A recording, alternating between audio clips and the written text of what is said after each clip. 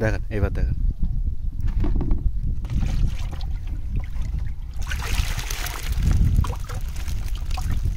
black cup